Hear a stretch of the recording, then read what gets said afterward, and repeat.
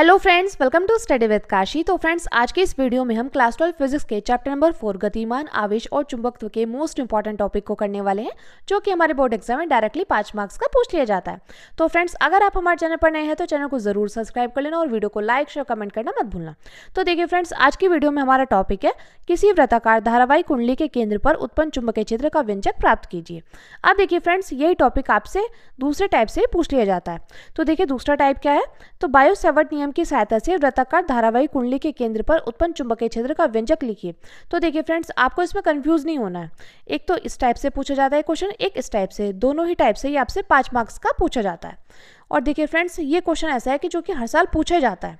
ठीक है फ्रेंड्स, तो देखिए सबसे पहले हम यहाँ पर क्या करेंगे, सबसे पहले हम यहाँ पर लिखते हैं माना एक तार को मोड़कर r त्रिज्या की एक वृत्ताकार कुंडली बनाई जाती है।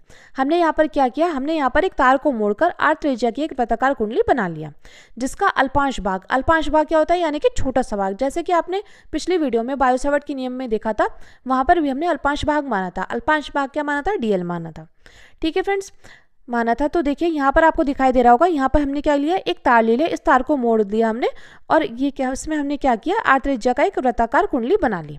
यहाँ पर केंद्र O है, इस केंद्र O से r दूरी पर क्या है, एक वृत्ताकार कुंडली बना ली थी।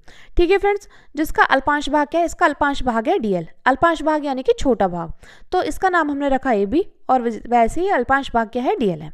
ठीक है फ्रेंड्स, अब हमने इसमें क्या किया था, इसमें हमने धारा प्रवाहित कर दी थी। अब इसके केंद्र पर हमें क्या करना है, चुंबकीय क्षेत्र निकालना है। तो देखिए ये है हमारा अल्पांश भाग से जाता हुआ, ये क्या है, चुंबकीय क्षेत्र। ये क्या है, ये चुंबकीय क्षेत्र की दिशा को दर्शा रहा है। और हम जानते हैं कि इसकी दिशा क्या है, इसकी दिशा अभिलंबवत है, यानी कि अंदर की ओर है। तो यहाँ पर जो कोण बनेगा वो कोण बनेगा 90 डिग्री का। कैसा कोण बनेगा फ्रेंड्स, यहाँ पर जो कोण बनेगा वो बनेगा 90 डिग्री का। ठीक है फ्रेंड्स, मैं उम्मीद करती हूँ आपको इतनी बात अच्छे से समझ में आ गई होगी। और देखिए सबसे पहले हमें क्या करना होगा, सबसे पहले हमें यहाँ पर इस बिंदु के कारण चुंबकीय क्षेत्र निकालना होगा। उसके बाद हमें क्या करना होगा, उसके बाद हमें संपूर्ण तार के द्वारा चुंबकीय क्षेत्र निकालना होगा। ये बात आपको ध्यान रखनी है। तो हम यहाँ पर लिखते हैं माना एक तार को मोड़कर r त्रिज्या की एक वृत्ताकार कुंडली बनाई जाती है, जिसका अल्पांश भाग dl है। इसमें धारा I प्रवाहित करते हैं। इसके केंद्र पर चुंबकीय क्षेत्र निकालना है। तार के अल्पांश लंबाई dl द्वारा उत्पन्न चुंबकीय क्षेत्र। तो देखिए फ्रेंड्स, सबसे पहले मैं आपको ये चित्र बनाकर दिखा दूं, जिससे आपको इसमें अभी कंफ्यूजन है तो वो दूर हो जाए। हमने क्या किया, हमने एक तार ले लिया। आप जानते हैं तार कैसे होता है, तार होता है इस टाइप से। तो हमने तार ले लिया, उस तार को हमने मोड़कर क्या कर दिया, एक वृत्ताकार कुंडली के रूप में हमने उसको बना दिया। तो जब हमने इस तार को मोड़ दिया तो ये कुछ इस प्रकार से बनकर तैयार हो गया। ठीक है फ्रेंड्स, अब हम इसमें क्या करेंगे, इसमें हम धारा प्रवाहित कर देंगे। हमने इसमें धारा प्रवाहित करी तो ये धारा ऐसे ही जाती हुई इधर की ओर निकल जाएगी। ठीक है फ्रेंड्स, हमने इसमें धारा I प्रवाहित करी। उसके बाद हमने क्या किया, यहाँ पर केंद्र O मानकर एक r त्रिज्या क्या हो जाएगी, एक वृत्ताकार कुंडली के रूप में बदल जाएगी। ठीक है फ्रेंड्स, अब हमने क्या किया, यहाँ पर एक अल्पांश भाग ले लिया, इसका नाम हमने रख दिया AB। ठीक है फ्रेंड्स, और हम जानते हैं अल्पांश भाग क्या होता है, अल्पांश भाग होता है डेल्टा L, या इसको आप dl भी बोल सकते हैं। अब यहाँ से क्या होगा, यहाँ से एक लाइन जा रही है जिसका नाम है dB। तो dB क्या दर्शा रही है, dB चुंबकीय क्षेत्र की दिशा को दर्शा रही है। और ये जो चुंबकीय क्षेत्र की दिशा क्या हो रही है, ये अभिलंबवत है, यानी कि अंदर की ओर है। तो इसलिए यहाँ पर जो कोण बनेगा वो कोण बनेगा 90 डिग्री का। मैं उम्मीद करती हूँ फ्रेंड्स आपको इतना अच्छे समझ में आ गया होगा। देखिए यही हमारा चित्र है। तो इसलिए हम यहाँ पर लिखते हैं माना एक तार को मोड़कर r त्रिज्या की एक वृत्ताकार कुंडली बनाई जाती है, जिसका अल्पांश भाग dl है। इसमें धारा I प्रवाहित करते हैं। इसके केंद्र पर चुंबकीय क्षेत्र निकालना है। तार के अल्पांश लंबाई dl द्वारा उत्पन्न चुंबकीय क्षेत्र। अब देखिए फ्रेंड्स, यहाँ पर हमसे बोला गया बायो-सैवर्ट नियम की सहायता से वृत्ताकार धारावाही कुंडली के केंद्र पर उत्पन्न चुंबकीय क्षेत्र का व्यंजक निकालिए। तो देखिए इसमें जो सूत्र अप्लाई होगा वो होगा बायो-सैवर्ट के नियम का। तो देखिए फ्रेंड्स, कल की वीडियो में मैंने आपको कराया बायो-सैवर्ट का नियम। अगर आपने वो वीडियो नहीं देखी तो प्लीज़ बायो-सैवर्ट के नियम अच्छे से देख लीजिएगा, क्योंकि वो भी आपसे डायरेक्टली 5 मार्क्स का पूछ लिया जाता है। अब देखिए हमें यहाँ पर क्या करना है, हमें यहाँ पर चुंबकीय क्षेत्र यानी कि हमें यहाँ पर बायो-सैवर्ट का नियम लिखना है। तो हम जानते हैं बायो-सैवर्ट के नियम का सूत्र क्या होता है, dV = μ0/4 पाई, और ब्रैकेट में I × डेल्टा L बोल दीजिए, dl बोल दीजिए, दोनों एक ही बात है। I × delta L sin theta r²। ठीक है फ्रेंड्स, अब देखिए हम यहाँ पर थीटा क्या लेंगे, थीटा लेंगे 90 डिग्री, क्योंकि देखिए यहाँ पर क्या है, ये अभिलंबवत है।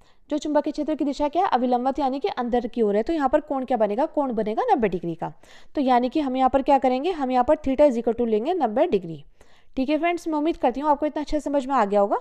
तो देखिए D V is equal to हो जाएगा म्यू नॉट अपॉन में 4 pi I into delta L sine 90 degree. और देखिए फ्रेंड्स, हम लोग जानते हैं कि साइन 90 डिग्री का मान क्या होता है। साइन 90 डिग्री का मान होता है 1। क्या होता है फ्रेंड्स साइन 90 डिग्री का मान? साइन 90 डिग्री का मान होता है 1। ठीक है फ्रेंड्स, तो देखिए हम यहाँ पर साइन 90 डिग्री का मान रख देंगे। तो फ्रेंड्स आप चाहते हैं तो इसका स्क्रीनशॉट भी ले सकते हैं। अब चलते हैं आगे। तो देखिए फ्रेंड्स, साइन 90 डिग्री का मान क्या था? 1 था, तो हमने यहाँ पर 1 रख दिया। तो यानी कि हो जाएगा हमारा D B is equal to mu naught upon में 4 pi I into delta L upon में आ जाएगा आर स्क्वायर। ठीक है फ्रेंड्स, अब देखिए अब हम यहाँ पर निकालेंगे संपूर्ण तार द्वारा केंद्र पर उत्पन्न चुंबकीय क्षेत्र। अब हम निकालेंगे यानी कि पूरे के लिए, यानी कि संपूर्ण के लिए। तो संपूर्ण तार द्वारा केंद्र पर, संपूर्ण तार द्वारा केंद्र पर उत्पन्न, संपूर्ण तार द्वारा केंद्र पर उत्पन्न चुंबकीय क्षेत्र, उत्पन्न चुंबकीय क्षेत्र। ठीक है फ्रेंड्स, तो देखिए हम क्या करेंगे, जब हम संपूर्ण के लिए निकालेंगे तो यहाँ पर क्या हो जाएगा, जब भी हम संपूर्ण के लिए निकालते हैं तो हम किसका अप्लाई करते हैं? समाकलन का। तो वहाँ पर क्या होता है? समाकलन होता है। तो देखिए यहाँ पर हम इसका समाकलन करेंगे तो ये हो जाएगा बी। तो हम यहाँ पर डायरेक्टली बी लिख देते हैं। अब यहाँ पर देखिए हो जाएगा समाकलन म्यू नॉट अपॉन में 4 पाई और यहाँ पर आ जाएगा आई इंटू डेल्टा एल अपॉन में आर स्क्वायर। ठीक है फ्रेंड्स, अब देखिए यहाँ पर क्या हो जाएगा, यहाँ पर हो जाएगा B is equal to mu naught upon में 4 पाई इंटू आई अपॉन में आर स्क्वायर। ये बाहर निकल जाएंगे। तो देखिए यहाँ पर क्या बचेगा, यहाँ बचेगा समाकलन डी एल। डी एल बोल दीजिए, डेल्टा एल बोल दीजिए, एक ही बात है। तो देखिए डेल्टा एल क्या है? डेल्टा एल है अल्पांश के लिए। तो देखिए ये किसके बराबर हो जाएगा? ये बराबर हो जाएगा परिधि के बराबर। किसके बराबर हो जाएगा? परिधि के बराबर हो जाएगा। यानी कि यहाँ पर हो जाएगा समाकलन डी एल बोल दीजिए, डेल्टा एल बोल दीजिए, एक ही बात है। ये किसके बराबर हो जाएगा? 2 पाई आर, यानी कि परिधि के बराबर हो जाएगा। यानी कि हम यहाँ पर लिखेंगे समाकलन D L is equal to 2 pi R. ठीक है फ्रेंड्स, तो देखिए बी इज इक्वल टू हो जाएगा हमारा म्यू नॉट अपॉन में 4 पाई आई अपॉन में आर स्क्वायर। तो इसकी जगह क्या लिखेंगे? इसकी जगह लिख देंगे हम 2 पाई आर, 2 पाई आर।